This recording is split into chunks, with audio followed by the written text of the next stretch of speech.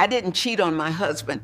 I mocked him until he finally walked away. I never thought words alone could destroy a marriage. I always believed the real damage came from cheating, screaming matches, or some huge, dramatic betrayal. I was so wrong. What completely ruined my life was something much quieter, much uglier, and far more poisonous. Contempt. For years I mocked my husband, Daniel. It wasn't obvious at first, not in a way that would shock people. It started with small jokes, little comments I told myself didn't matter. I'd laugh at his habits, his incredibly calm nature, his absolute refusal to get into an argument. He was steady, predictable, and so kind. And somehow I twisted that in my mind to mean he was weak. Daniel had been my rock from the very beginning.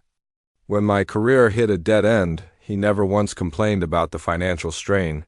When I was frustrated and angry with the world, he would just sit and listen.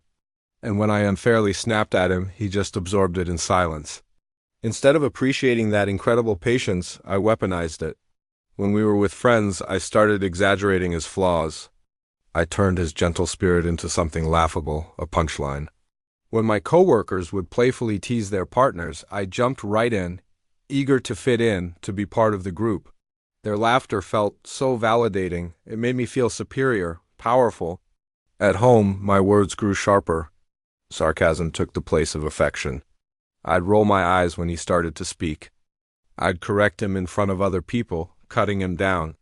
Sometimes I'd mock him directly, telling him he needed to grow a spine or act like a man. He never raised his voice. He never insulted me back. And that silence, that incredible restraint, fooled me into thinking he would endure anything I threw at him. I thought he was unbreakable. The night everything finally collapsed felt completely ordinary. We had guests over, friends, wine, some music playing in the background. I was in one of those moods where getting attention mattered more than being kind. Someone made a joke about relationships, and without a second thought, I turned Daniel into the punchline. I said things I can never, ever take back. I mocked his career. I mocked his patience. I mocked his loyalty to me. I laughed and told everyone I could say anything to him because he would never, ever leave, and people laughed with me. I smiled, soaking up the spotlight. I didn't even notice that Daniel had gone completely quiet. Later that night, after everyone had left, I found him sitting alone in the living room. His posture was perfectly straight, his expression impossible to read. I was expecting him to be angry, to finally yell. Instead, his voice was chillingly calm. "I heard everything," he said. For a moment, I tried to laugh it off. I told him they were just jokes. That people exaggerate for a good story. That he was being way too sensitive. He looked at me then, really looked at me, and something in his eyes had completely changed. It wasn't hurt. It wasn't rage. It was resolve. "You don't respect me," he said. "And you haven't for a very long time." I immediately tried to defend myself. I blamed my stress at work. I blamed my friends for being a bad influence. I even blamed him for being too passive. Every excuse just spilled out of me, desperate and ugly. He stood up slowly. "I won't live like this anymore." I thought he meant we needed counseling, a break. A long, difficult conversation. He meant a boundary. He meant he was done. Over the next few weeks, Daniel transformed in ways that absolutely terrified me.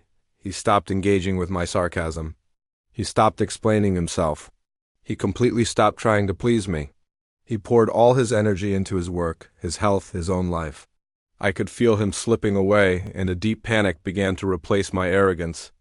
I tried to pull him back, first with apologies, then with anger, then with tears. Nothing worked.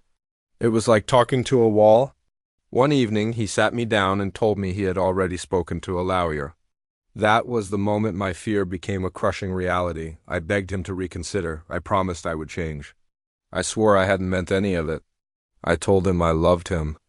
But the words sounded hollow, even to my own ears. "I believe you," he said quietly. "But love without respect is just control." The divorce was swift and devastating.